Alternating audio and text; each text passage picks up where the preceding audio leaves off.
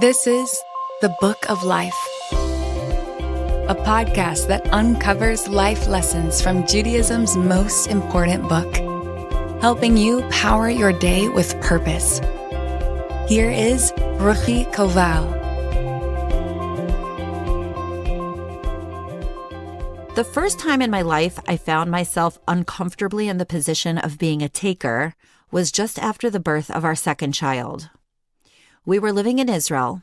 Our toddler daughter was only 19 months old, and she had just gotten the chickenpox. To complicate life, we had recently gotten the news that the owners of our rental apartment in Jerusalem were planning on moving back to Israel from New York, and that we had a few months to find ourselves a new place. Then, a few days after our son's bris, he contracted a fever. We rushed to the hospital. A newborn with fever is not something to be taken lightly. He was admitted for 3 days while they ran a whole battery of tests as we desperately tried to understand the medical terms being thrown about in Hebrew and make decisions for his health. Where were the grown-ups? He was eventually diagnosed with an infection due to a condition called reflux of the urinary tract. Thank God, antibiotics solved the immediate issue, and he outgrew the bigger one. But we didn't know then it would have an okay ending. Stressed, scared, and exhausted, we were traveling back and forth to the hospital so I could nurse, just 2 weeks postpartum, with a daughter who was still basically a baby herself, getting over the chickenpox, and wondering when we would have time to find a place to live. It was bad. Thankfully, we had a support system. Our family and friends stepped in to help us. I had to do a lot of taking. I had to take meals, babysitting help, transportation. I felt impotent and helpless. I was used to being efficient and accomplished. I didn't want to do all this taking. But there wasn't any choice. Our babies needed care, and we needed rest and food. Thank God a loving community carried us when we needed it. It's interesting to contemplate that God created a world where we all need one another. The doctor needs the lawyer, the accountant needs the farmer needs the governor needs the retailer, and on it goes. No one can live in this world as a completely independent individual. And we all have times in our lives when we're in a position of giving, and times in our lives where we must take. In the fascinating book, The Stranger in the Woods, The Extraordinary Story of the Last True Hermit, author Michael Finkel examines the life of Christopher Knight, who lived alone in a Maine forest for 27 years. The book raises many interesting questions about humans and the function of society, and describes the ingenious ways Christopher ate, drank, passed the time, and survived the freezing winters with nothing more than a tent. Eventually, he was found and arrested for breaking into nearby homes and businesses to steal food, clothing, and reading material. Christopher had disappeared into the woods because he simply preferred to be alone. He did not have a single conversation with another human being for nearly 3 decades. But the facts remain. Chris did need others. He needed givers, and he would become a taker. Because no one can survive without ever needing anyone. We all go round the merry-go-round, giving, taking. Some people are better at giving, but bad at taking. Some people are great at taking, but struggle with giving. But all of us will find ourselves in each position at some point in our lives. Being called upon to give graciously, being called upon to take graciously. In this week's Torah portion, we encounter this beautiful teaching. If your brother becomes impoverished and his means falter in your proximity, you shall strengthen him, foreigner or resident, so that he can live with you. Do not take from him interest or anything extra. You shall fear your God and let your brother live with you. Leviticus 25. Packed into these few short verses is the Torah's directive to making sure our community members are never left alone and adrift.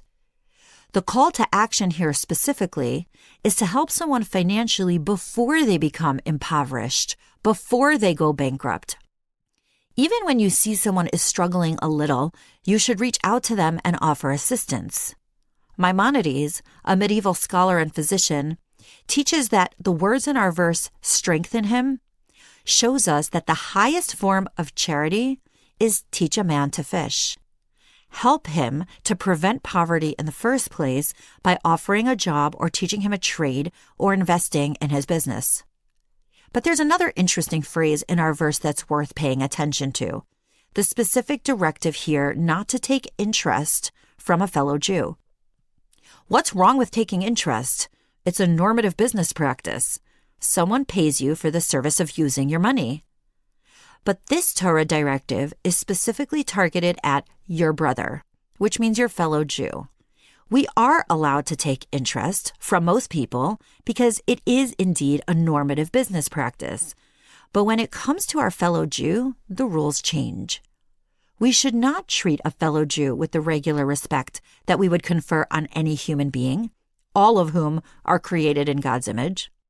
For a fellow Jew, we are asked to go above and beyond. Why? Because Jews are a family, and family comes first. For family, we go above and beyond. We don't treat family members with normative business practices. We treat them like our flesh and blood, because that is exactly what they are. We are to give tzedakah to our brother and sister in a different way than we would give tzedakah to anyone else. In fact, one is supposed to prioritize their charity dollars to a relative before a non-relative because they're our own flesh and blood, and therefore our responsibility. And the whole Jewish nation is, in a sense, our brother and sister. My husband and I practice the mitzvah of maaser, giving 10% of our earnings to charity. And the way we do this is that we have a separate tzedakah checking account. Each month, at the beginning of the month, we have an automatic transfer scheduled from our regular bank account to our tzedakah account.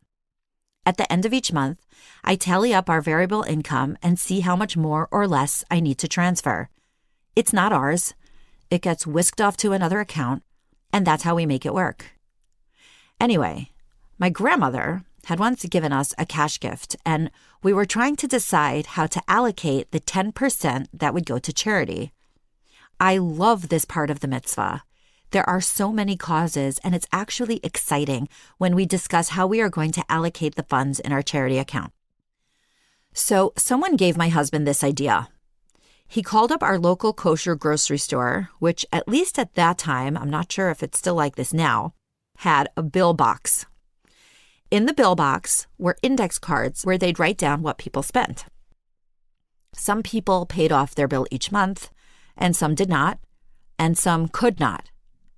So my husband said that he had a sum of money for tzedakah that he was going to send. Please could the accounting department determine which customer had the greatest amount of debt and use the funds to reduce that person's bill by that amount. We did not want to know who our recipients were, and we didn't want them to know who we are. This is actually the second highest form of giving according to Maimonides' hierarchy. If teaching a man to fish is the highest, the second highest is that neither the donor nor the recipient know one another, so neither feels awkward, superior, or inferior. It felt really good to be able to do that act of tzedakah. And I'm sure that our recipient also felt uncomfortable about taking, just as I do when I find myself in need of others' kindnesses. But taking then, like I had to do 26 years ago when our son was born, is just another phase in the circle of giving.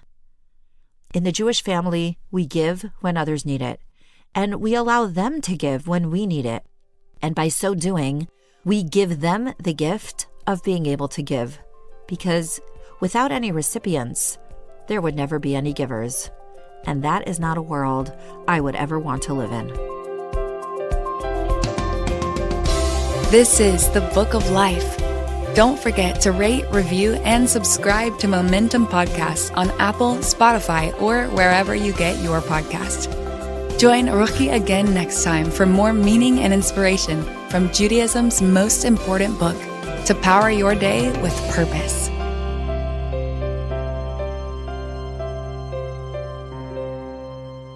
You're listening to a Momentum podcast. For unlimited inspiration, wisdom, and empowerment, visit MomentumUnlimited.org.